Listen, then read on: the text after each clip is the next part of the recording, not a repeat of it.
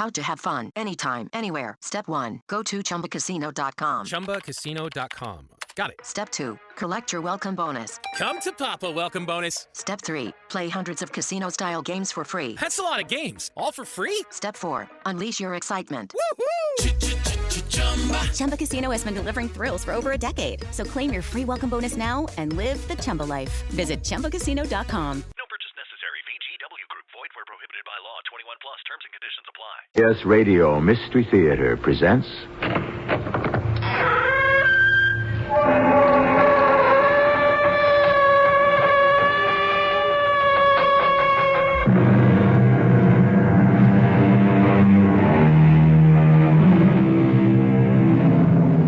Come in. Welcome. I'm E.G. Marshall. In the mythology of ancient Greece, Hypnos, the god of sleep, and Thanatos, the god of death, were twin brothers, and for good reason. When you turn out the light beside your bed and snuggle down under the sheets for a good night's rest, you finally, slowly drift off into a form of unconsciousness. This blacking out, this easing into a soft and shapeless state of non-existence, gives you an inkling, a kind of preview of what it may mean to enter the doorway of sleep's shadowy brother, death. The brown-purple blood gathered in a swift bead trickling over my side. I could see it. Forrest flung the scalpel aside and began to shout. Ice! Ice! Quick! Somebody let me have some ice! Lots of it! Even though my body still clung to me there on the operating table by the merest thread, I knew that Dr. Forrest, in spite of all his skill, had murdered me.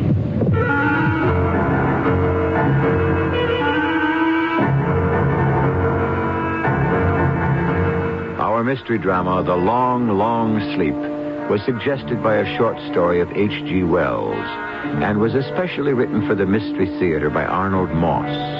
It stars Larry Haynes. I'll be back shortly with Act One.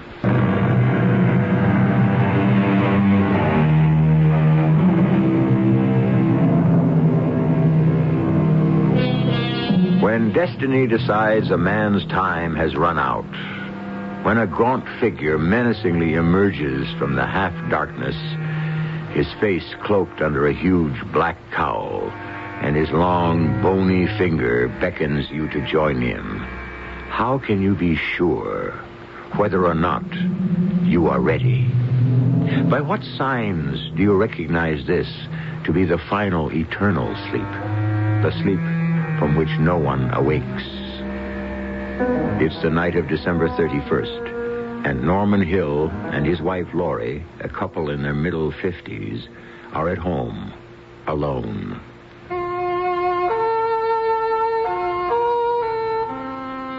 New Year's Eve.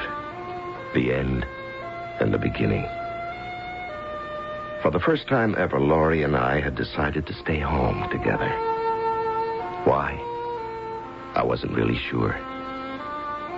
But there was an unknown something that was bothering me. Only a couple of minutes to go, Laurie. Oh, and another year will have gone by. You don't feel bad about our not going out? Norman, of course not. What we're doing makes the only sense.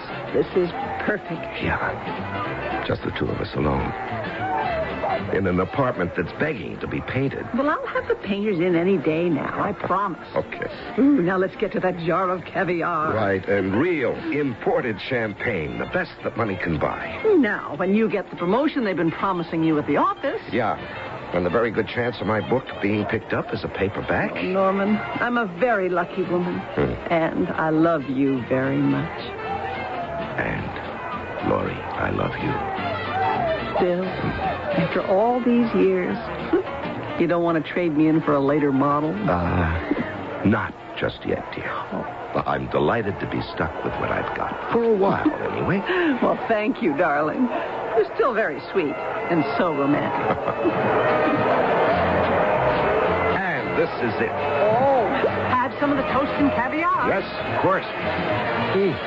Oh, that's great. Wonderful. Happy New Year, darling. Oh, Happy New Year to you. And with luck, to another 30 years together. Well, at the very least, I'll drink to that. To us. What is it, Norman? What's wrong? Norman? What's happening? What can I get you? Norman? Speak to me. What is it?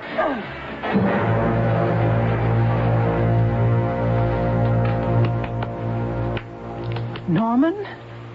Norman, darling. Open your eyes. You're frightening me. Are you all right? Where? Laurie. Oh, everything's going to be all right. You started to drink your champagne. You began to choke. And suddenly you passed out. For long? 5, 10 seconds, maybe. You all right now? Yeah, I'm fine. Just fine. I think. Has this happened before, Norman? I didn't want to worry you. Recently? Last couple of weeks, 2 or 3 times. Oh. Once at lunch with a couple of the fellas from the office. Have you been in pain? No, not really. Well, you've got to see a doctor. Yeah, I suppose so. Maybe I will. No maybes, Norman. Tomorrow morning you make an appointment with Forrest Haddon. What, New Year's Day? It's a holiday, even for doctors. Well, then the next day, Tuesday. Yeah. All right, maybe it's not a bad idea. I'll call him at home. Norman, you just scared the living daylights out of me. Yeah, I guess I did. Anyway, Happy New Year, darling, to both of us. Laurie was scared, and I was, too. If you've made up your mind you want to go on living, then you make up your mind to follow the rules, the doctor's rules. Forrest Haddon, who was one of my closest and most trusted friends, put me through the most thorough physical examination I'd ever had in my life. Every test in the book. And then a few days later at his office. Norman, I've never kidded any of my patients, least of all you. I don't see the point. When, Forrest? How soon? The operation? Yesterday, Norman. No. The longer we wait, the greater the chance we take. We? Do they suspect at the office? No, of course not. And, Laurie? Laurie is something else. Oh, what do you say? I'm all yours, Dr. Haddon, I guess. I've already called the hospital. They can take you Thursday morning. It's day after tomorrow. I wouldn't wait, Norman. Okay. Then Thursday morning it is. And, the odds of my survival, of my, pulling through? Oh, I'm a doctor, Norman, not a gambler. I don't give odds. But if you did? All right, I'd say an even 50-50. No worse? No worse. You'll be at the hospital Thursday morning at 8, admitting room. Where are you headed now? The office, then home. Think I'll walk. Clear my head a bit. Do you mind if I walk along with you? You were my last patient. No, of course not first. Are you sure? Yes, I'm sure. You're afraid I'm about to dissolve into a huge mess of self-pity and despair, aren't you, Forrest? I might take it into my head to do something rash, right? Could be. And if I did? Oh, that would be very foolish. Oh, what would be the sense? None. No, Forrest, you're wrong. At this moment, I feel absolutely nothing. Not self-pity, not despair, nothing. Just a big emptiness. As if I were already dead. This afternoon, as I walked along with Forrest Haddon, facing the possibility of my own death, it was all very strange. Every deep, passionate feeling I might have had, depression, fear, resentment, anger, was in some curious way drained out of me. There was nothing left inside me except a bloodless, tranquil resignation to a 50-50 chance of the inevitable. Now, there's no point in minimizing the danger, Norman. It's a very tricky, delicate procedure. Oh, I'm not an alarmist, you know that. I know what I'm doing, and I'll be working with a team And of as we experts. trudged through the snow across from the park toward my office, Forrest kept on assuring me that my life was in the most capable hands. But I couldn't get over the feeling that here I was, living in the very real shadow of death, without my being able to do a thing about it, to control in any way what was happening to me. And what surprised me most was the fact that I was unmoved by the whole thing. I was cool. I was calm until... Norman, look out! Move! Well, what happened? That big pot with a plant in it must have toppled off the roof of that penthouse. The wind must have blown it. It's a good thing you saw it coming, Forrest, and pushed me out of the way. Yes, just in time. It missed my head by Could have inches. split your skull right in two. Well, come on, let's not stand here, Norman. Let's move before anything else happens. Yes, thank you. Thank you, Forrest. Thank you very much. For a moment, I'd been brought back to reality. And then a minute later, that same dullness, the feeling of being isolated from the rest of the world, began to take over again. I think that's wonderful about your book, Norman. You know, I don't see how you manage it. A full-time... Forrest kept on talking about my work, possibly to get my mind off whatever was wrong with me. That's great. We kept walking through the slush and snow, What kind of scene do you think? and I was oblivious to what was going on. I remember starting to cross the street, and then... Norman, what are you doing? Come back here. The light was against you. If the brakes on that fellow's car hadn't held, you'd have been killed. Yes, I suppose so. I'm sorry, I wasn't thinking, Forrest. My mind, on other things. Of course, I'm aware of that, but for Pete's sake, Norm, what are you trying to do? My office is in that building over there. I think I'd like to sit in the park alone, if you don't mind, Forrest, before I go up. Oh, sure, Norman. I appreciate your company. It was very thoughtful. I'll, see you day after tomorrow at the hospital. 8 a.m. Admitting room. Thanks again, Forrest. And whatever you do, you take it easy, please. I sat down on one of the park benches, and I must have dozed off into a kind of dream. I thought I saw myself actually dead, with it tattered, one eye pecked out by birds. Through the trees, I saw a vision of the resurrection.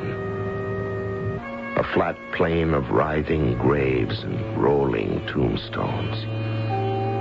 The rising dead seemed unable to breathe as they struggled upward through the frozen snow out of the earth. After no more than a minute, I came to and started for my office. Now, what was a sense of not quite being connected with what was happening? Was this some weird anticipation, a presentiment of my own death to come?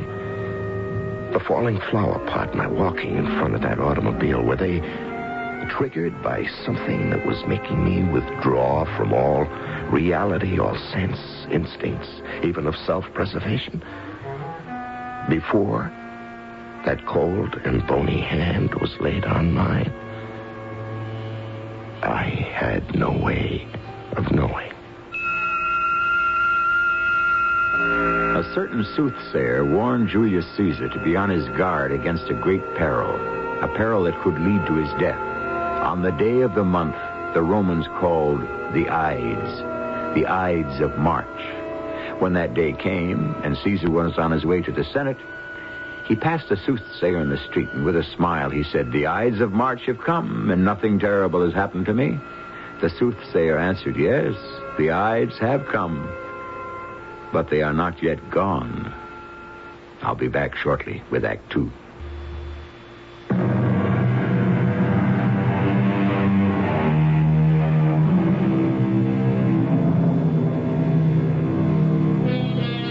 Death is the veil which those who live call life. They sleep, and it is lifted. That was written by one of our great poets. Do those words apply to Norman Hill? Or are the words of Aesop, the teller of fables, more appropriate? He said, better die once and for all than to live in the continual terror of death. On a bitterly cold winter's day, Norman sits alone on a park bench, taking the measure of death. The year was only a few days old, the beginning of things. I wandered slowly out of the park toward my office. Children were romping with their sleds in the fresh snow in the winter sun, gathering strength and experience for the business of life. And I kept thinking, I have been part of all this.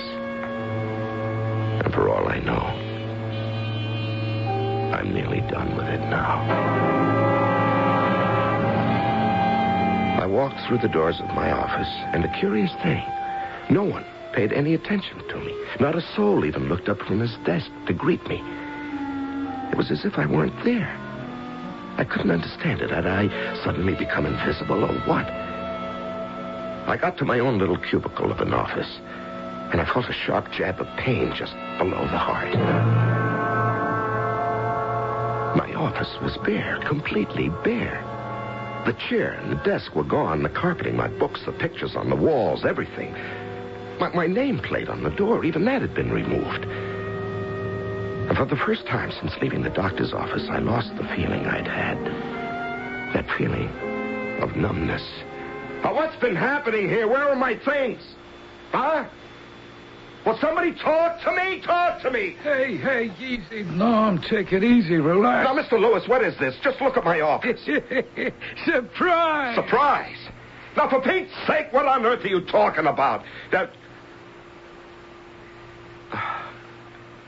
I'm sorry. Excuse me for shouting. I didn't mean to yell. Oh, that's perfectly all right. We may have overdone things a bit. We had no idea you'd take it this way. Take what? What way? Your promotion. My what? Oh, my boy, the way you handled our new account, that was absolutely brilliant.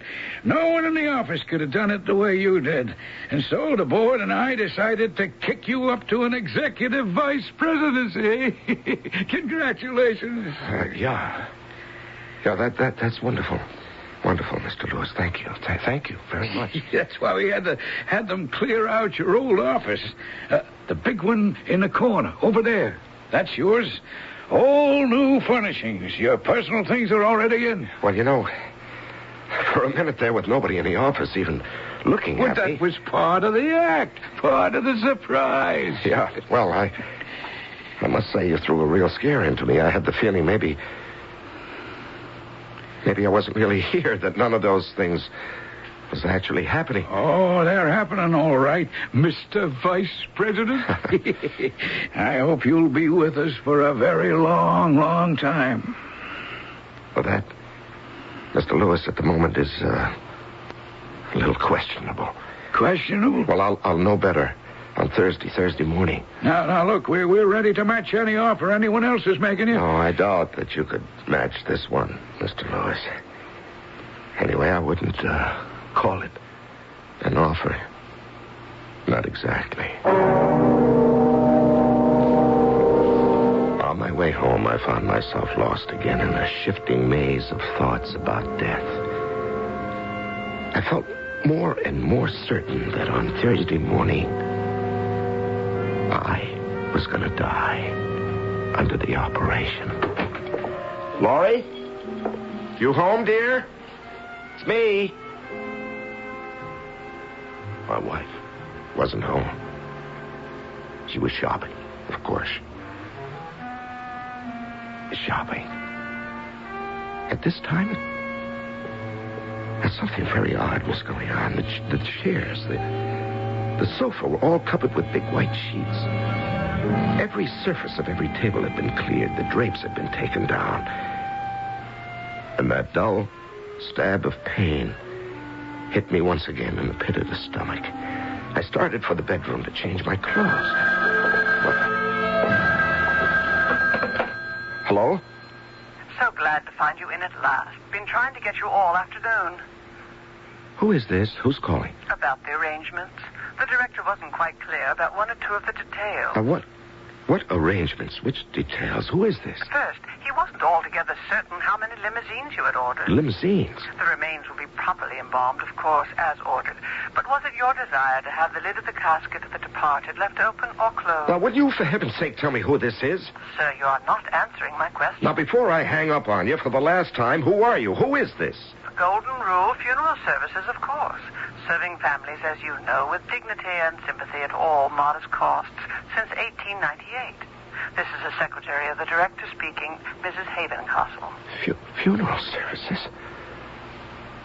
Why are you calling us? Well, isn't this Mr. Yamashita? Mr. Shizuki Yamashita? Or have I, by some mischance, got a wrong number? Oh, sister, have you got a wrong number? Sorry, terribly sorry. I drifted back into the bedroom.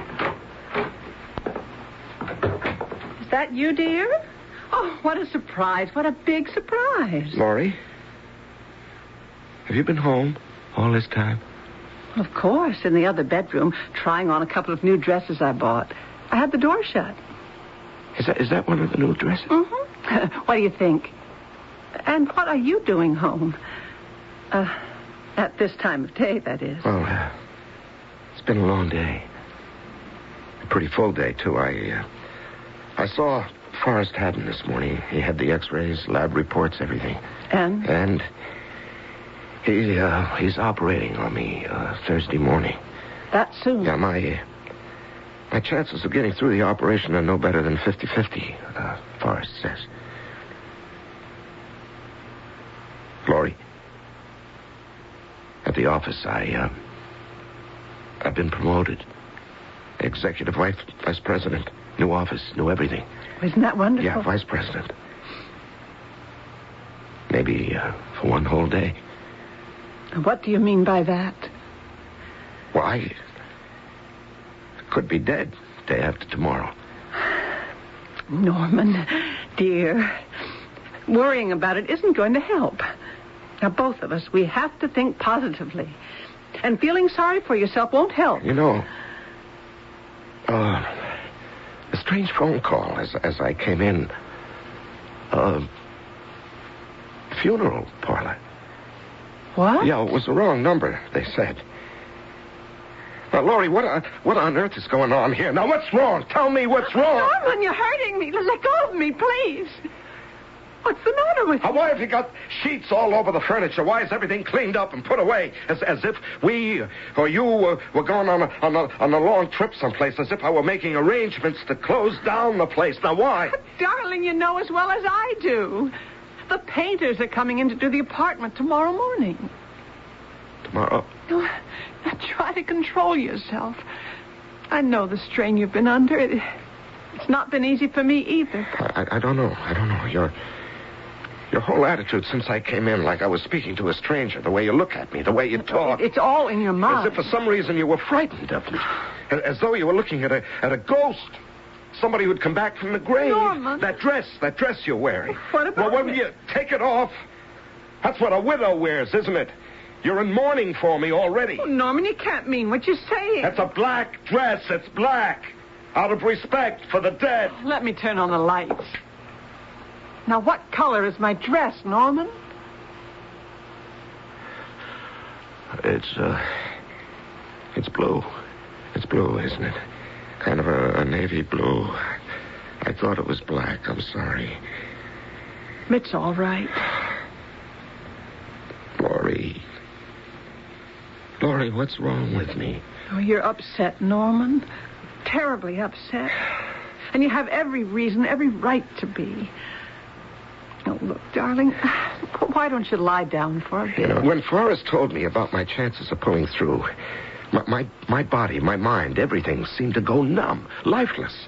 As if this were about to happen to somebody else, not to me. And then it suddenly hit me. This is happening to me. And I'm afraid. A nap. A nap before dinner will do you a world of good. Put all those dreadful thoughts out of your head. And in the morning... In the morning, nothing will have changed. Nothing.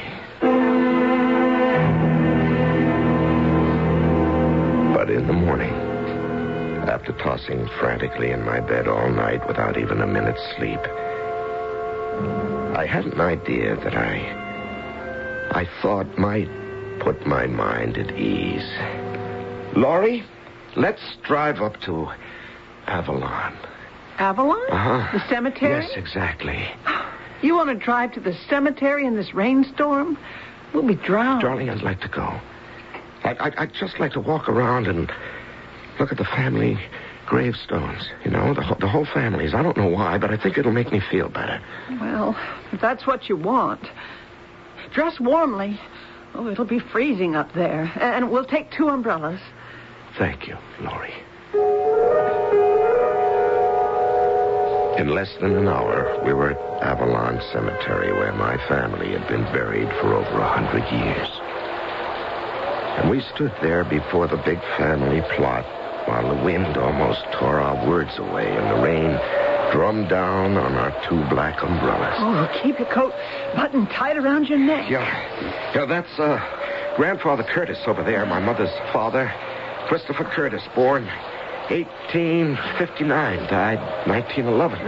That big headstone over there? Yeah, my father's father, my great-grandfather, Charles Robert Hill, born 1838, died 1863, only 25. Killed at the Battle of Chickamauga in the Civil War. The lettering on some of these stones is so worn you can hardly read them. This is your father's grave over here, isn't it? And next to him, your mother. Yes, that's right. And right behind them, over there... No. Oh, no. I don't believe it. Oh, Norman, what is it? Next to Grandfather Hill's. That's impossible. What are you talking about? The letters are badly worn, but you can still see the name. Norman Hill. Laurie, the grave we're looking at is mine.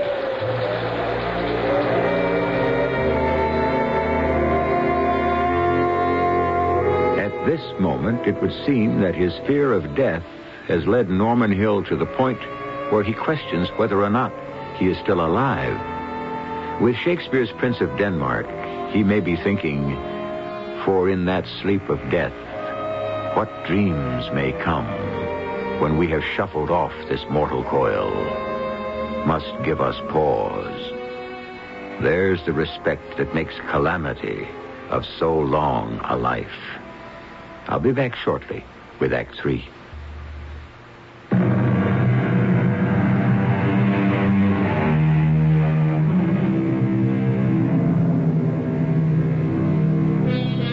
To Norman Hill, under the dark shadow of a fate he sees as fairly certain, death has suddenly become definable, perceptible, real. So much so that he's beginning to doubt whether he is still alive. Or perhaps he has fallen into the kind of deep sleep that is death without dying. Living, but not life. He and his wife, Laurie, on a windy, rain-swept morning, stand in a corner of a cemetery looking at the cold, gray headstones over the graves of Norman's family. What you see? Right behind those other gravestones over there. Oh, no, I don't believe it. Norman, what is it? That headstone next to my grandfather's. It's impossible. What are you talking about? The letters are badly worn. You can barely make out the name, but look closely. It says Norman Hill. Laurie, the grave we're looking at is mine. Norman, be sensible.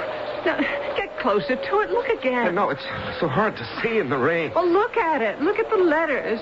Look at the dates. Born 1859. That's Grandma Hill. That's my grandmother's grave. Of course.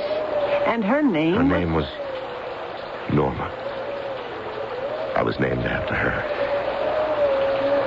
That's what the headstone reads. N-O-R-M-A. The extra N, I thought I read. It just isn't there. Darling, it's cold. Yeah. Wouldn't it be more sensible to go back home now before we both come down with pneumonia?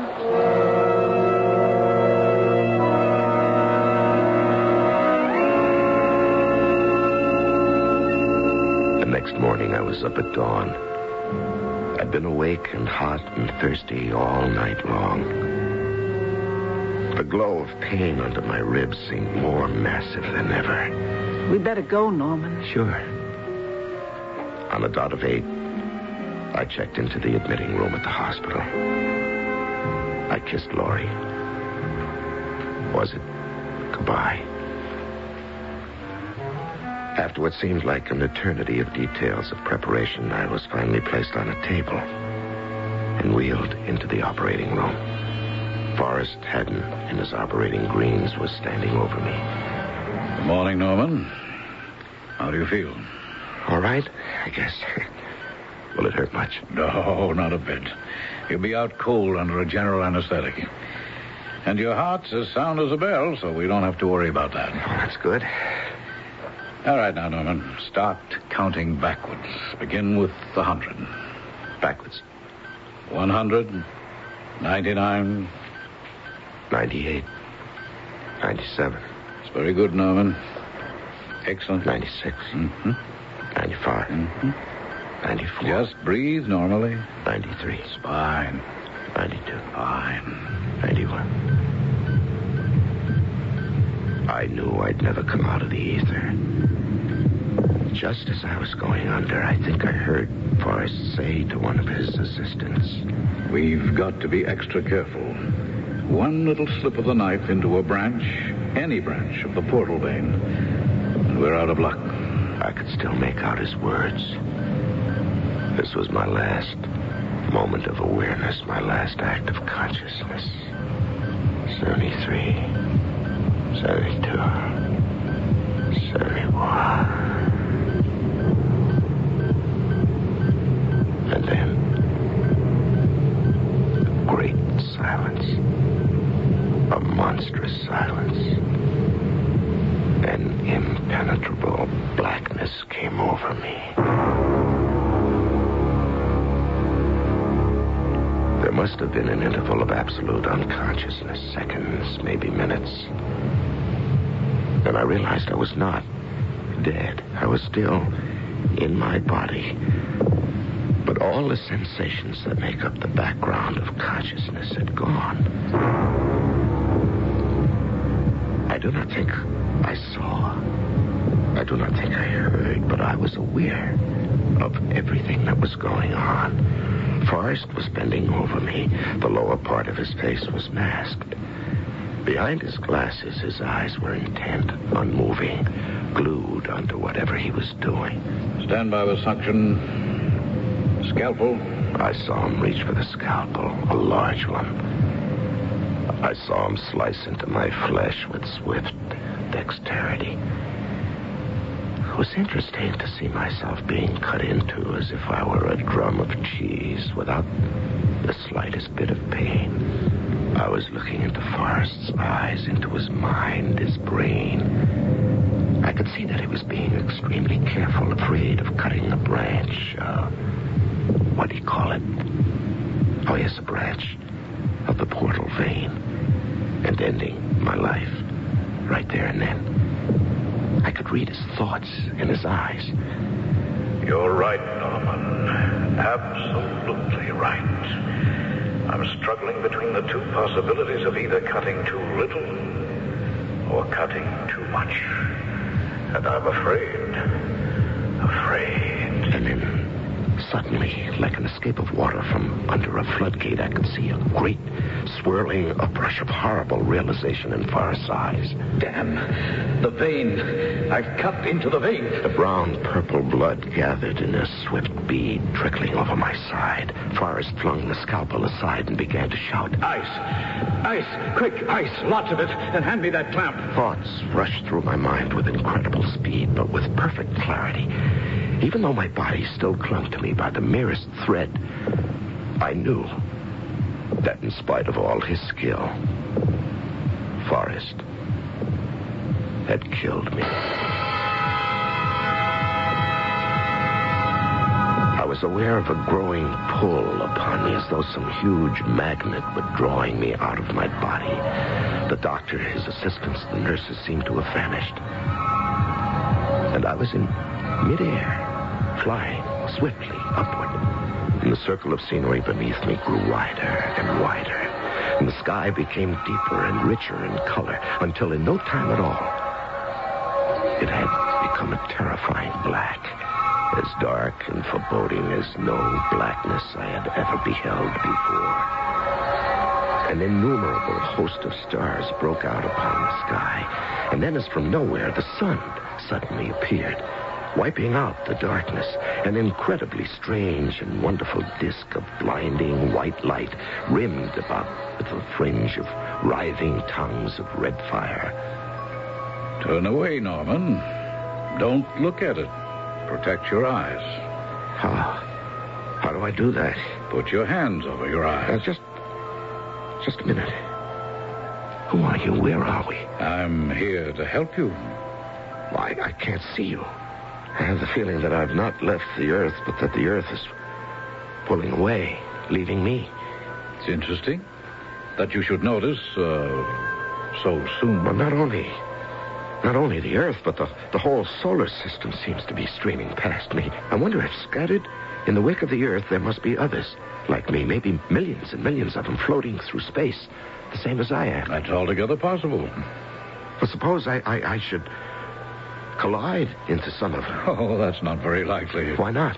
The space through which you're all traveling, you and they, is infinite. It has no beginning. It has no end. Plenty of room for all of you. Look, the North Star.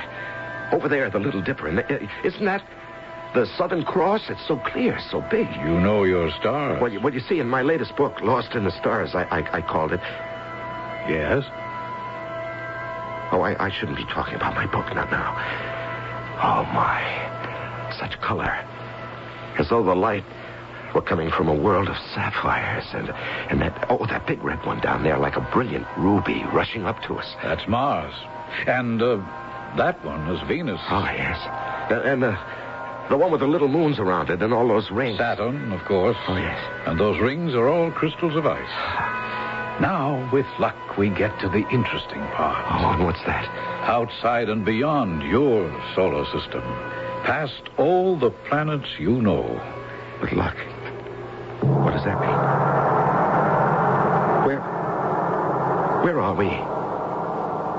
Where have we come to? To the edge of the outer universe. It was hard to believe what I was seeing. Faster and faster, one galaxy after another rushed by, a hurry of whirling fireballs speeding into the endless void of space. Countless unfamiliar planets and constellations circled about me, catching the light in some ghostly fashion, and then vanished into non-existence.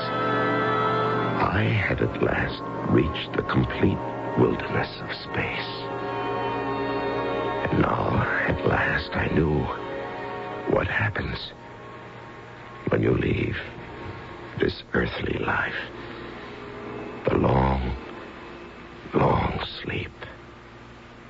Now I knew what it felt like to be dead. Suddenly, I was no longer a detached observer. I was terrified, thrown into an intolerable darkness, horror, and despair, because I knew now I didn't want to leave the Earth so soon. I knew now I wanted to live. And again, I heard that same voice. Norman, you see that little speck of light? Yes? Keep your eye on it. It's growing bigger. It's more distinct, like a pale brown cloud of some kind. Now, it's funny. Funny? The shape of it, I think I've seen something like it somewhere before. It's like, Yes? like a clenched fist. Do you see anything else? Yes, the fist, the hand, is holding a stick. A shiny white stick of some kind, but nothing is very clear. Nothing is in focus. And above the hand, there's a little circle of light, sort of phosphorescent. The stick and the hand just below it. You'll be all right, Norman. Everything's going to be all right. All right. And there will be no pain, Norman. No pain ever again. Why? How? You may live to be 115, Norman, and able to eat and drink almost anything. The operation, I'm happy to say, has been 100% successful.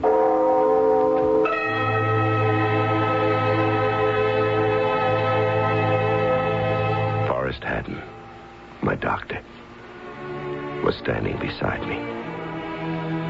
I was in a hospital bed. The circle of light I'd been looking at was the face of a clock on the wall. And the white rod was the railing at the foot of the bed. Norman, darling. Oh, thank heavens it's all over. Laurie, I'm alive. Of course you're alive. How do you feel? I'm not sure. A little weak. You see, I've been away for a while. Far away. On a rather long trip. I know, dear. I know just what you mean. You know what? I have a wonderful idea for my next book. Oh, you mustn't talk. You must rest. It's about this fella whose doctor starts to operate on them. A 50-50 chance of his making it. The doctor's knife slips. The patient sees the accident, realizes he's dead, goes off on a journey into space, sees all kinds of strange phenomena. If a writer of science fiction envisions his passage to eternity as an eerie odyssey through space, how do you suppose another person would see it? A coal miner, for example. Would he perhaps find himself digging down, down, down forever until he reaches ink-black oblivion? Or a carpenter? Would he be building an unending stairway of steps and risers leading to a perpetual, everlasting nothingness? We'll never know. I'll be back shortly.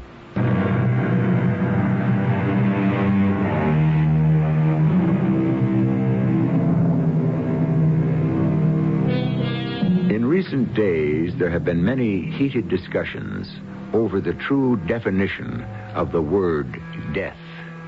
Biological death, where there is total and permanent cessation of all vital functions. Legal death, where many of these vital functions continue, but where there are no other signs of life as we know it. We leave the resolution of this question to the theologians, the scientists, even the lawyers. One thing we're almost sure of, along with Norman Hill: the journey to death may not only be terrifying, but it will also be very interesting. Our cast included Larry Haynes, Ann Williams, and Ian Martin. The entire production was under the direction of Hyman Brown. And now, a preview of our next tale. The spirit, having achieved the ultimate understanding, leaves the body and tries to become one with the universe. Leonard, I'm drowning. But the time is not yet, and so it must be born anew in another body. Leonard, is this you? Bridges, I am finally free. I know at last. I know. The guru showed me who I am. Who are you? I have been born again, recreated. Although, realistically, I never died. Yeah? Once again, I walk the world. I think, I dream, I create. But who are you? That is, who do you think you are? Oh, I know who I am. Yeah? Yeah. I'm Leonardo da Vinci.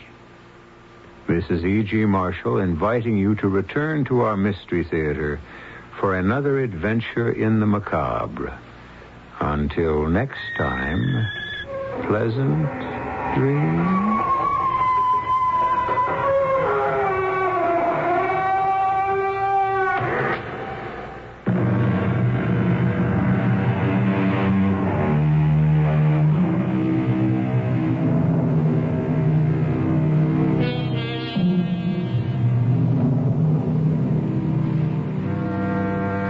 Becoming a magician takes thousands of hours. Right, Ashley? Oh, I'm not a magician. I'm a design specialist at the Container Store. But you transform closets and pantries. Well, I turn your most frustrating spaces into ones you love. With a magic wand? With Alpha, our customizable, adjustable, and affordable shelving and drawer system. The amazing Ashley! Making daily frustration disappear. Just doing my job. Transform your space with Alpha and save 20% on purchases over $500. Get started with your free design at the Container Store today. Hello, it is Ryan, and we could all use an extra bright spot in our day, couldn't we? Just to make up for things like sitting in traffic, doing the dishes, counting your steps, you know, all the mundane stuff. That is why I'm such a big fan of Chumba Casino. Chumba Casino has all your favorite social casino-style games that you can play for free anytime, anywhere with daily bonuses. That should brighten your day a little. Actually, a lot. So sign up now at ChumbaCasino.com. That's ChumbaCasino.com. No purchase necessary. VGW Group. Void where prohibited by law. See terms and conditions. 18+.